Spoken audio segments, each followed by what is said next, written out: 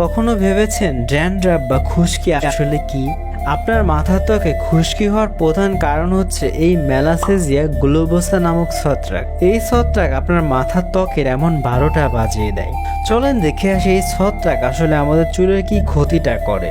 সাধারণত এই ছত্রাক সবার ত্বকেই থাকে।